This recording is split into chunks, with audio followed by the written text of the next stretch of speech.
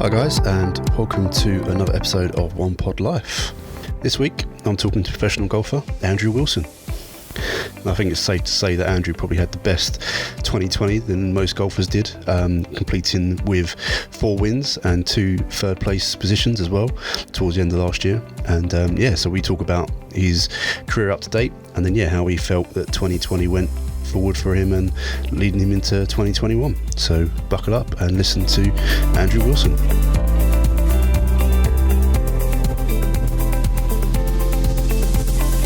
So I went to just my local school. One of my best mates, his dad was secretary at my golf club, Darlington. Okay. Basically, I'm just looking for junior members, and 15, 20 of us joined at the same time. And just doing a reduced fee, and literally just out of the blue. I'd never thought about playing whatsoever. And 15, 20 of us joined straight away, and it was totally new to me. I used to play football before then. And just started there and progressed, I suppose. So how old were you when that happened? 13, I would have said 13, 14. Okay. I would have said 13, I can't have been 14. Okay, so in golfing terms, that's relatively quite late then, isn't it, really? Because obviously a lot of pros when they're a lot younger. So, and I think it's great that just you and your mates decided to go and do it. Whereas, again, a lot of pros get brought in by their parents. Yes, my parents were sort of they'd encourage me to do anything. Literally, I tried every sport when I was young, as most kids do. Yep. And I just sort of got bored with them, just got a bit temperamental. And then just that every day after school we'd all go up, and it was awesome. Just summer up there 10 hours a day, because it's literally a 5-minute walk from my house, not even. Right. So perfect. It was absolutely perfect. Yeah. It's perfect. Great stuff. So how many of those guys, how many of you joined? Sorry, you say about 10 of you? Nah, I honestly, I can't read it. There must have been 15. There's got to have been 15. Yeah, there was loads. It was most was the same year at school, the same friendship group. It was just kind of at school, you were with your mates. It was just spending all your time with the same guy. So it was actually, pretty good environment for us all. So how many of those guys are still playing golf, and how many of those actually made pro? None of them made pro. One of them, who I still play with quite a bit, he lives in the area. He's off 2 or 3 maybe with the new handicap system. So he's a really handy player. He's pretty solid, but he's a teacher now, so he doesn't get to play much. But apart from that, most people have, I don't know, it's when you're 13, you sort of do as you please, but then from that age 16 to 18, everyone takes different paths. Yeah, so life kicks in. No, good stuff. Well, okay, so relatively quite late into the game. What was it that brought you back to it? Is it just the fact that you could get better, or obviously for you at the beginning it was just because you was hanging out with your mates? But then when it started to get to 16, did you then start to think, I actually quite like this? I think I always enjoyed it. I've got a very addictive personality, so if I do something and I love it, I'll really commit myself to it. But if I don't enjoy something, I'll absolutely despise it.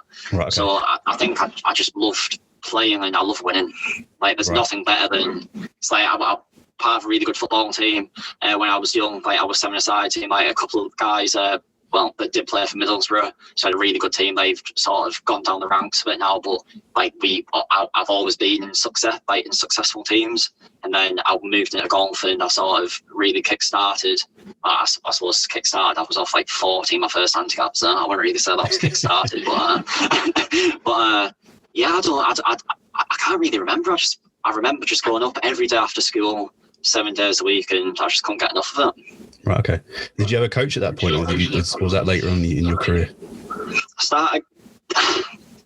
started getting coached when I was 15 or 16 off a guy from a local course called Ralph Given. His daughter Ellie Given, she plays on LET. So he was just a really good local coach, and not too technical, just really simplistic. Taught you the fundamentals, and I saw him for a few years until I was probably got on the England squad. Right, okay. Because you then went off to you played in the British Universities and College Sports Circuit. I've never heard of that. Yeah. What's that? Yeah, so basically I just went to Northumbria University. So when I was 18 and I was applying, I never really thought about going to America. I just wanted to, I really like being at home with my family, my mum and my sister. So I didn't really want to go overseas too far away from home. So I applied to the local universities, fortunate to get to Northumbria. I had a really good scholarship scheme. Okay. So it was really good for like support my amateur stuff. And there we had a really good team that played the like books events. So that's the British universities. Yep. So that's just like you have the stroke play events like 5 or 6 year, then weekly team games on Wednesdays with the northern regions. We played God, who did we play? Loughborough, Lancashire. Oh Christ! God, this is bringing it back. Just like them teams. Then we competed nationally if you won the top of your league as such. And that was a good 5 years that I spent at uni. No, good stuff. Because you actually got a few wins. You got a few wins, didn't you, off that as well? I won quite a few.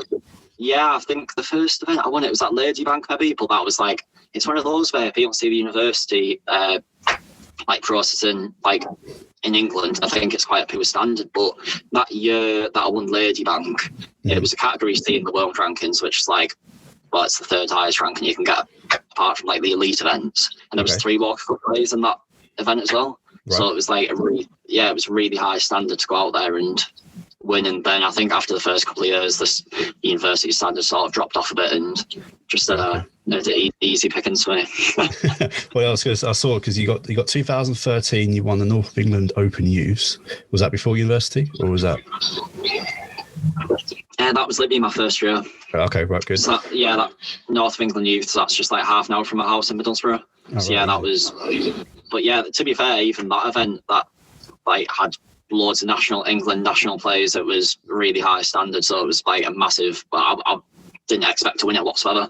Just remember walking around and just being like a chicken in the headlights. Just didn't really know what was going on. Well, it seems to work, so that's okay.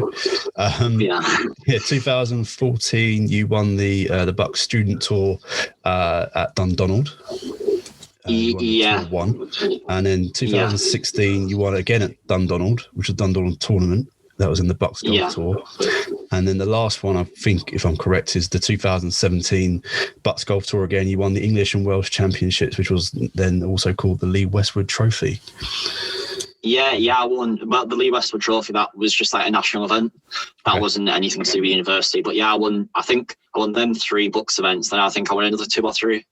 So I had a pretty good few years there and managed to play world universities as well. So we went over to Switzerland. Oh wow! To play at Kranz, where they play the Amiga Masters, European Masters. So that was an awesome week experience to go over there. Yeah, I bet. Yeah.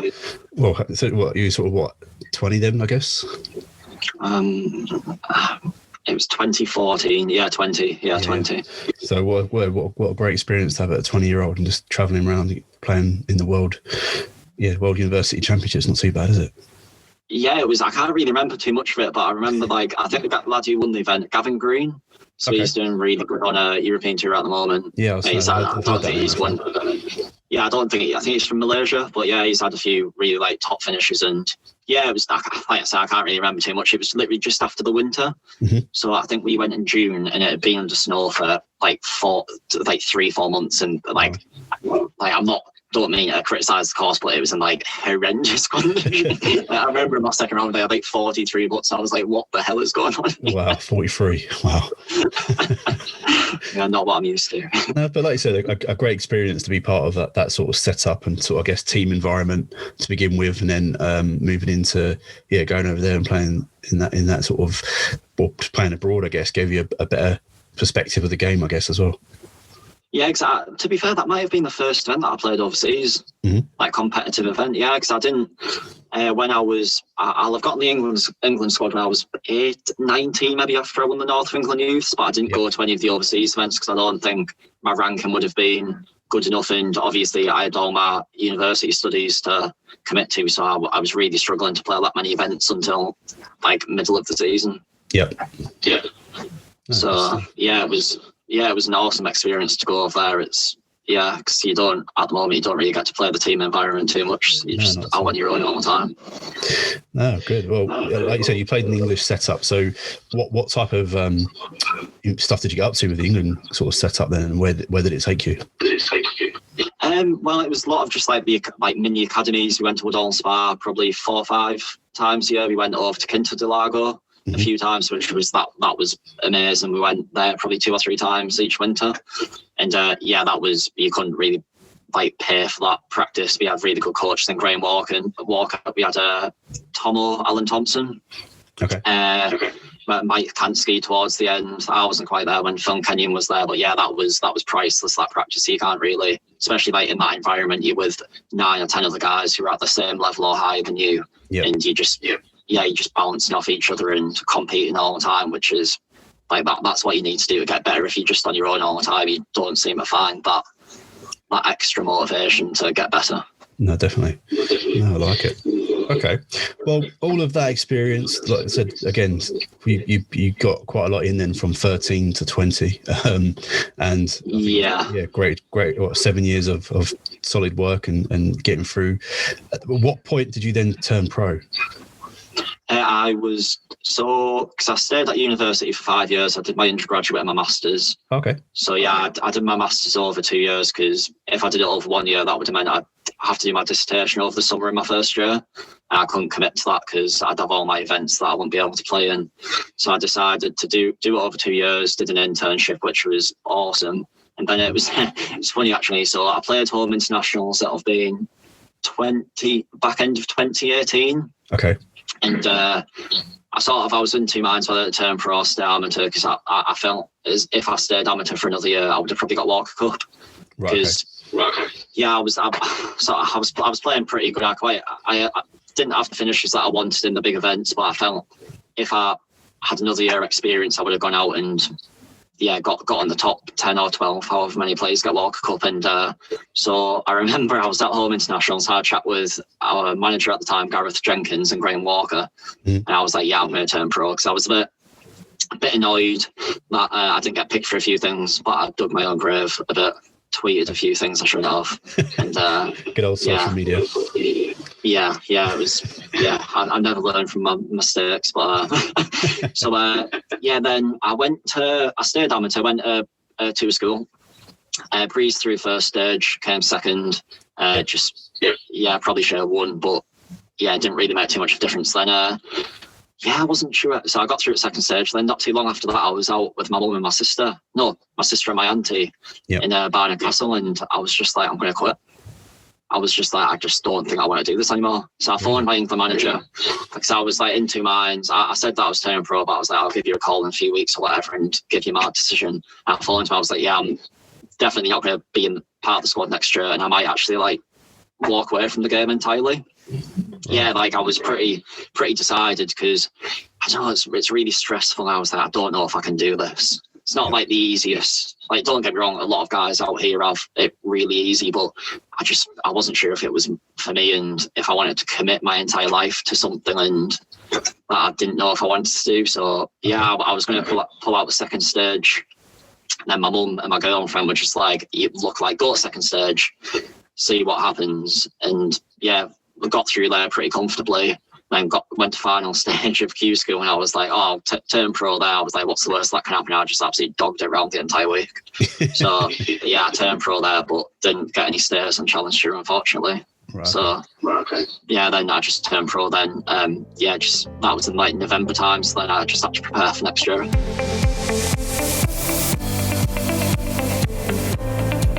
I think it was all justified come 2019, because then you managed to qualify for the British Open through qualifying stages, and then obviously you went on and played at the Open, and you finished tied 32nd. So I guess going through that emotion of I'm going to quit, and then I don't know how long after that was, maybe 6 months after, you're then teeing it up at the Open. I guess what were your feelings and emotions about that?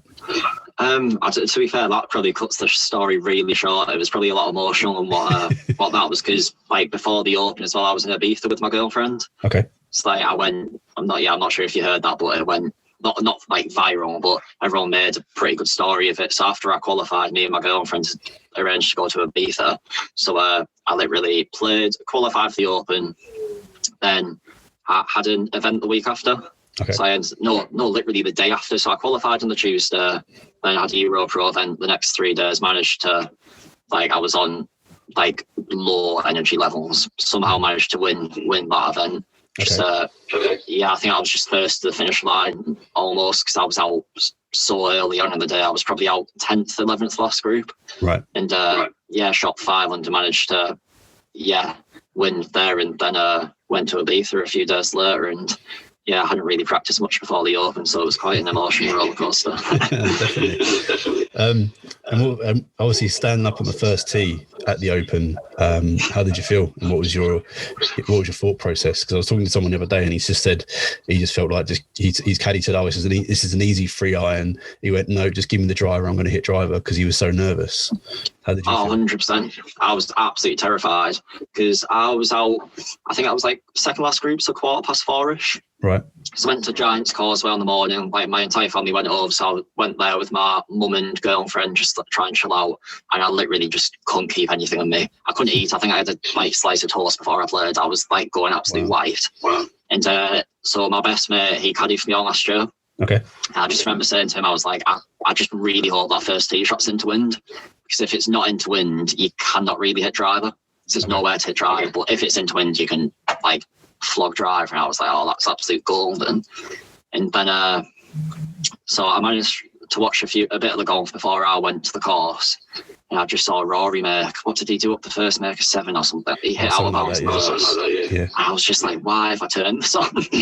So I'm terrified anyway. I turned the TV on, watch Rory hit out of bounds and make a 7. I was like, this literally is just not going to be a good day for me. And managed to get it off the first tee pretty nicely, and then it just went all a bit downhill after that. Did you? Well, you made the cut for the whole weekend, which is pretty good in your first ever Open. I'll take that. I guess did you get paired with anyone that you was sort of in awe of?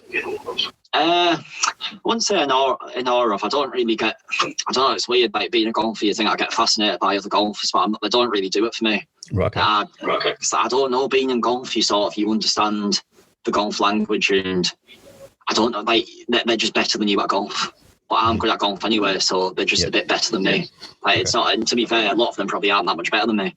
They've just done it at the right time in the right events, and I just need my opportunities, and I'll be in the same place as them. But I played with Ustays in the last round. That was it was good playing with him, because obviously he's won 2 majors, and you just want to see how good he is. And he played pretty solid. I think he shot 2 under maybe, but he hit a few horrendous shots. But he played really solid, and I just was thinning around the entire day. So he had a few laughs when I chipped in on 14 for birdie, and him and his caddy had a little giggle to themselves about it. I'd be happy to fin it around a last day of an Open course. Don't worry about that. Yeah, no, it was just a bit annoying. The first round, I shot 5 over the first round. Because I bogeyed 7 of my last 8, so that was pretty traumatic. And then it played really good the second round, then shot 2 level pars over the weekend, and it was pretty solid, but I wanted to sort of push on. I wanted to try and get the top 16. Okay. So if you get top 16, you got into the following year, and I just wanted to go out and try and make a few birdies, and just didn't really happen. But like you said, I can't complain about finishing 32nd, but as a golfer, unless you win, you always want to do better. Oh yeah, of course. Yeah. Okay.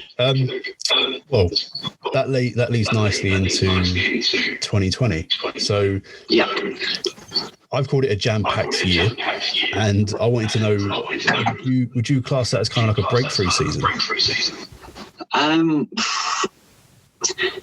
Oh, that's a great question. I wouldn't say so, no, because I expected myself to go out and have the results that I did. Okay.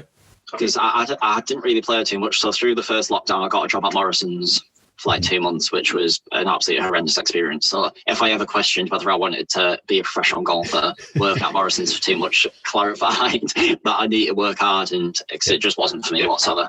So, and then played a few mini stuff, played quite nice, didn't really practice all that much, and like my results, like my 2 back-to-back third finishes were really, really good. I should have won in Ireland. Yep. Just lost by 2 or 3, but I had 3 putts of 4 putting a lost ball. And it was one. I just couldn't really make the birdies to get into the lead. Like I was there or thereabouts the last round, and I just couldn't do it. Like I was trying so hard, and I just couldn't get into the position to win. And then Portugal, I never had a chance of winning. I was just there like I came third, but it was one of those where I was buzzing to finish third because it was like a close sanctioned event. Money was really good, ranking points awesome, but I was just a bit not annoyed, but like to finish third and not have a chance of winning it's a bit of a kick in the balls because you want to try and win events. And finishing third almost felt like a win for me because that was the highest I could finish because I think I was I think I lost by 5, 4 or 5. So I think, and then so I think I was 3 or 4 off second place. So I was nowhere to be seen really. So, but no, it was a good year. Yeah, it was. I couldn't complain. It sort of helped my bank balance. I've sort of got my name a bit out there. I've definitely played a few Challenge Tour events and had a few good results. So I can't complain too much. Well, no, because obviously you backed it up with you won the Motor Caddy Masters in July on the EuroPro. And then you had 3 amazing wins on the 2020 Pro Tour, 2 within 2 days as well, which was just unreal, really. How did you feel? Yeah. Were you just on those 2 days, or what was the turning point? Which events were they? The 20th of July at Rock Life Hall, and I think it was the 22nd of July at Worksop as well. Yeah, so literally the day I got back from Rockcliffe, I wasn't going to play that event because it's my home course. And I was like, I can't really not play it, but I just got back from Austria the night before. So I just had 2 weeks in Austria and I was absolutely exhausted. And just turned to play. I played really nice and Worksop. Was that, I think I shot 9, did I shoot 9 under there maybe? Something like that, yeah. Yeah, I had a bogey the last. Such a stupid mistake. Yeah. I just thought I was 10 under on the 8. Well, I just missed from about 8 foot on 17 for birdie to go to 11 under. Yep. And so I missed that 10 under on the last tee. I was like, I need to try and go for this pin. It's like a ridiculous green. Like if you hit a high with the pin, you're like, you're absolute goose. Okay. I was like, I'm 10 under. I was like, even if I make a bogey, I can't not win shooting 9 under. And Ashton Turner, who played the Open when I was there, shot 9 under and tied me. So that was that was a bit of a mistake. And towards I'm guessing at the end of it you got to the Challenge Tour Grand Final as well, where you finished 16th. So does that now give you European Tour status? No, because you had to finish top 5. Oh, okay. So basically it's quite complex. So because they didn't play enough events, usually it's top 20, but you had to play so many events for that top 20 to be like acknowledged. Okay. So they reduced it to top 5, but then they don't get the usual category. They get, I think it's weird how if all of Q School players get in from last year, they then get in. Right. It's weird. It's really weird how it works. I'm not sure. They might get 10 events. I honestly I don't know. But yeah, that means I'm still on a Challenge Tour this year, and I just keep my same category, which is a bit of a bummer because I've just got category 13B, so I'm not too sure how many events I'll actually get into. Right, so it's just a bit of a waiting game. Yeah. Especially the season how it is at the moment. You're obviously waiting for the schedule to come out so you can know what you can and can't do, I guess. Yeah, because them South Africa events they were meant to be in a month's time, and they've been pushed back till middle of April. And then so I think that's the 3rd, 4th week of April, 1st week of May, and then I think it's going to roll into the start of the European events. That's what they've said, but they haven't released the actual schedule. So yeah, it's just going to be quite a long 3-4 month wait until you get kick-started. That's a shame. Well, you ended 2020 over in Dubai, which was quite nice, where you played in the Dubai Championship and you finished tied 62nd. Have you played in that tournament before, and what did you think of it? No, I've never been to Dubai. Oh, okay. It was what did you think? It was awesome. Like, it's such a weird place. I've never been over to Asia or anywhere over that way, and it was bizarre. I really struggled. Like not the conditions, but just the greens, like the grass. It was just so different to anything I've played on before. It was a really fast turnaround. So when I came back from 3 weeks in Spain for the Challenge Tour Grand Final, we were in lockdown, so I couldn't play when I was back home for that week. And I got in on maybe the Saturday, I think I got in to Dubai. So I had to fly out Monday, got in. I can't. No, I must have gotten Tuesday night. I got in at like midnight. Right. And I had to be up like 3 hours late to play my practice round, which was like, it was not a great turnaround, not a great preparation. And especially like the week before, because I wasn't expecting to play Dubai. So I made my notes like that I wanted to do, like my targets for over the winter. And I basically just critiqued my entire game. So I was like, oh yeah, I need to start my putting. I was like, my golf clubs, like I really need to like get them sort of checked over because, well, yeah, like I was really struggling with my irons throughout the year, just swapping and changing every week. So I went to Dubai with like my head was just like an explosion because I just like ripped my entire game into the shred, like into the ground. And then I had to go and play technically my first European Tour event. And I couldn't hit the ball. Because when I was in Spain for 3 weeks, I was absolutely horrendous. Yep. I was like just like hanging on for dear life. And yeah, Dubai, it was an awesome experience to be out there with some good players. And yeah, just that first round, just played crap. Yeah. Yeah, started off with 3 bogeys and it didn't really get much better after that. But yeah. Well, yeah, I think played a really good second round. But overall, 2020, it's got to be a pretty good season to look back at. And like you said, you've probably gained some great experiences, learnt a lot there about yourself, about how you can close out rounds of golf as well in tournaments. So taking that forward into this year must be a really good sort of thing to know about, really. Yeah, it's one of those where last year, even though I only played 9 events on Challenge Tour, it was probably more fruitful than the year before, like winning on EuroPro and playing the Open, because you find out a lot about yourself, like when you're playing bad. So when I was playing good, I knew I could play good. I was actually a bit annoyed that, like I said, I didn't win in Ireland, but then the last 3 weeks, well, in Italy, I missed the cut. Then played rubbish my last 3 weeks in Spain. And I sort of like looked back on myself and I was like, if I want to give this game a good go, I've got a lot to do. Because like saying golf for the way that I see it is if you like work really, really hard for like 2, 3, 4 years, like literally put your heart and soul into it, your rest of your life is going to be quite easy. Because you've already got the foundations there, you know what to do. And that's what I think I've realised this year. So I think I'm putting them steps into place for this winter. I've started seeing a new coach middle last year. I've started recently seeing a putting coach, a new PT. So I think like when the season finally comes, I'll be like a 10 times better player than I was last year, which I think is quite exciting. No, definitely. So building a nice little team around yourself then. Yeah, because in the past I didn't really have it. Sort of, I had my coach at Rockcliffe for a year and a half, which was awesome. Like to be able to see him all the time. I had a PT for a few months, but it was not really anything sustainable because that was like through lockdown. I don't just when you're out there and you realise that the same guys are competing every week, you can't afford to have bad rounds. I found that too often I had areas of my game that I was really struggling with. And you can't, like one round in Spain, I lost like 4.5 strokes on the greens in one round, and basically as soon as that happens, you've missed the cut straight away. And it was, it's just a realisation that if you want to make it to the top in your profession, you've got to actually work hard. And I just realised that I wasn't working hard enough. Now, One Pod Life is brought to you in partnership with Energy Golf, the leading golf development platform.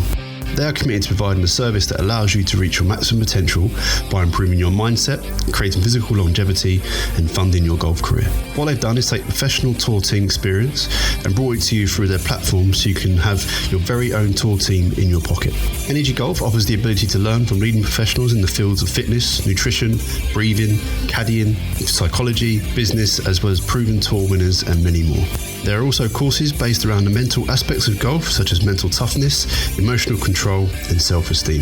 Visit energy.com to learn more, and to claim your exclusive 1-month free trial, simply send an email with the subject OnePodLife to info@energy.com and enjoy. Now let's get back to the podcast. Well, that kind of leads me into the sort of the last bit of the podcast, really, because you mentioned it a minute ago about saying that if you work hard for 3 to 4 years, the rest of your life is kind of easy, like you said, especially in the golf world. And the reason I started doing the podcast was to actually speak to professional people like yourself who have gone through amateur rankings, they've gone through turning pro, they're learning their way through the game, and how that could be applied backwards to people that are trying to do it themselves. So what if you could give 3 tips to people that are trying to be aspiring professional golfers, what would those 3 tips be? I think one we've just spoke about, like having a really good team about you. like around you. So I've got my coaches, and fortunately, well, I know he did podcasts with Daryl, like quite recently. So he's like some like influence and like getting a really good team of like sponsors around me, and that especially through times like this, that just gives you a lot of like stress-free time, so I can go into my season and not have any worries about the financial side of things.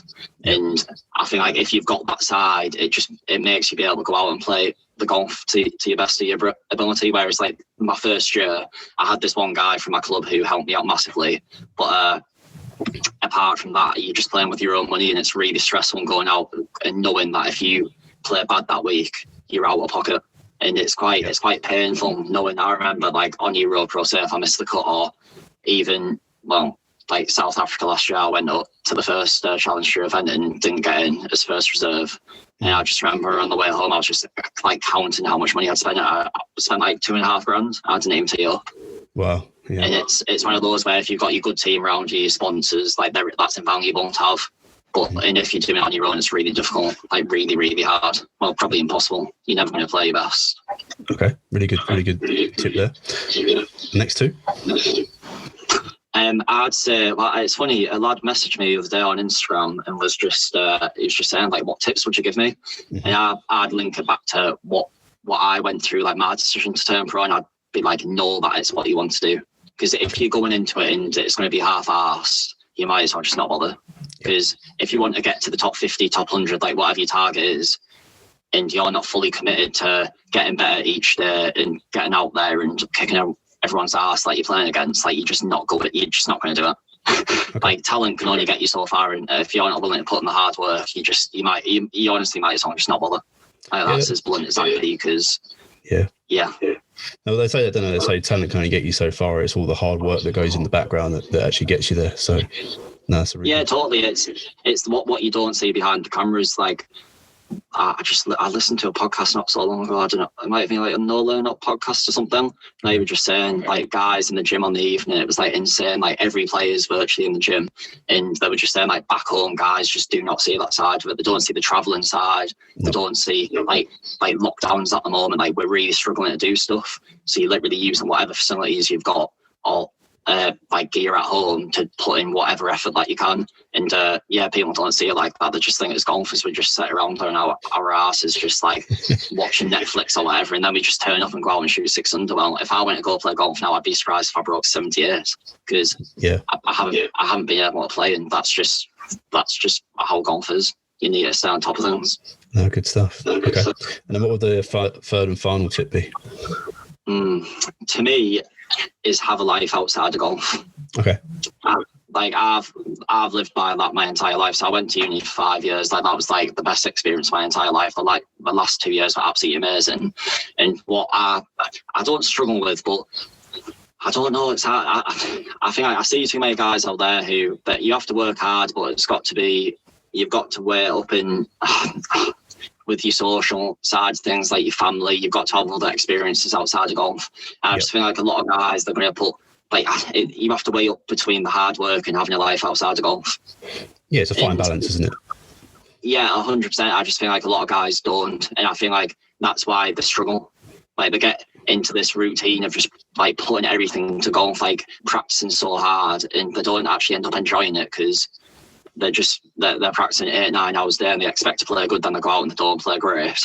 Yeah. And then they end up in a routine of just then they practice even harder, and then they don't improve the results. But I think like if you've got like the social side, I'm not like saying go out and get smashed every weekend, even though that's quite fun to do. But you need to have a life. And definitely. I think I don't think it's any surprise. Like with Lee Westwood at the moment, you can see he's like, I'm not saying it's the best form of his entire life, but he's had a really good season, winning at the start of the year, and then obviously the race to Dubai, and he's having like loads of fun. You can see like, and it was fitness like big time. He does drink quite a lot, which I'm not saying it, but like drinking is related to being sociable. And I'm not really surprised that he's had a really good year. And whereas, I don't know, it just pains me sometimes watching guys like practicing so hard and like golf's their absolute everything, and I just think that's just a recipe for disaster. Okay, no, good advice. No, yeah. Good stuff. Well, Andrew, thank you very much for coming on the podcast. I've got 2 more questions to finish with. Okay. One of them is to talk about when you shot 59 at the Bamberg Castle Golf Club Pro-Am. Okay, yeah. Yeah, how does it feel to be part of the 59 club? Well, when I tweeted about that day, I got a lot of grief. A lot of Americans weren't happy with me for shooting 59 over an easy course. But I was like, how can you be annoyed at someone for shooting 59? Yeah, like, how is that possible? Like, I played a Pro-Am, and that's the course that I'm given. Yep. You just go out and you shoot the best score that you can on the course on that given day. But yeah, I played awesome. Like, that was actually, it was a weird transition for me, because I'd used my ping eye blades for like 2 years. Okay. And then literally the day before I shot 59, I swapped all my irons, went to the i210s, I swapped putter. Right. So I literally changed like 8-9 clubs in my bag, and I hadn't used the i210s in like 2.5 years, so I just did not have a clue what to expect. Practiced with them for like 2 hours the day before. Then yeah, went out, and it's quite a short course, but it's one of those where people don't understand, like, little courses in Northumberland, like little linksy courses, they're not as easy as one scorecard. Yeah, like it's not a hard course, I'm not going to lie to you. Like, there's like 3 or 4 drive, 1 par 4s, like the par, I think it's 1 par 5 that's reachable, and no, 2 par 5s, but it's not like you still got to go out and shoot 59, and I almost fluffed it on 17. I had like a 6-footer for birdie and left it short. Right. I was just like, what the hell have I done? Yeah, but like you said, you've got to go out and actually play the course. You've got to hit the shots, get the ball in the hole. So yeah, I think any 59 anywhere in the world is a great achievement. So well done. Yeah, I mean, to be fair, I almost shot 59 the following day as well. Oh, did you? So I played another Pro-Am at Carris Green. So that's like Lake District. So literally on that evening, I quickly drove home, and I went over to the lakes to stay at my auntie's house. And I was just like a Pro-Am there on a par 70. Right. And I lipped out from about 9 foot on the last shoot 59.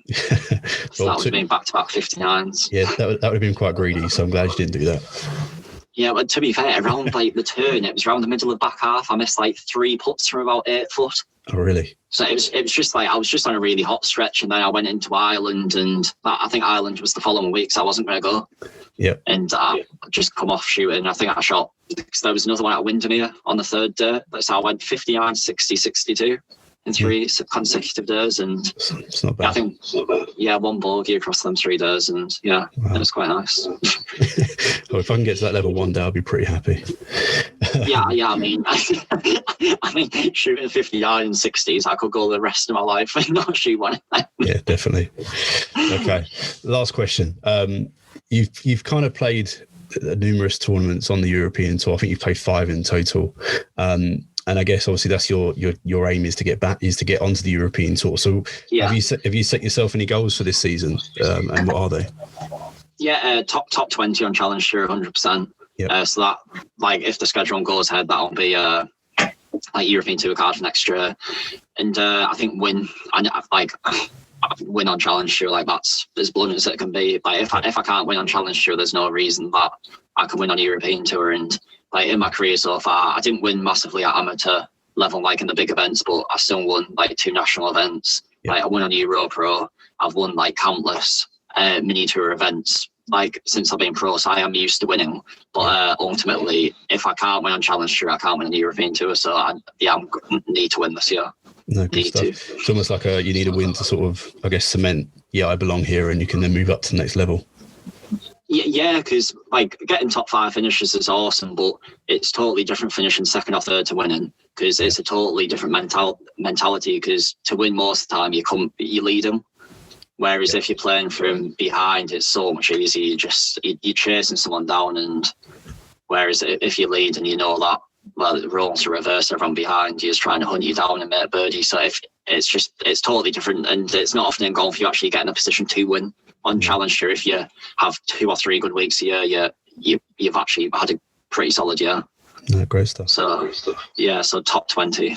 Okay, great stuff. Well, again, Andrew, thank you for coming on the podcast and giving us an insight into yourself and your crazy 2020 year. Well done. And no, thank you. I appreciate you having me on. That's right. And again, good luck for when the season starts, and hopefully we'll see that win on Challenge Tour and see you on the European Tour next year. I'm sure we will. Fantastic. Thank you very much, mate. Okay, cheers, lad. Thanks, mate.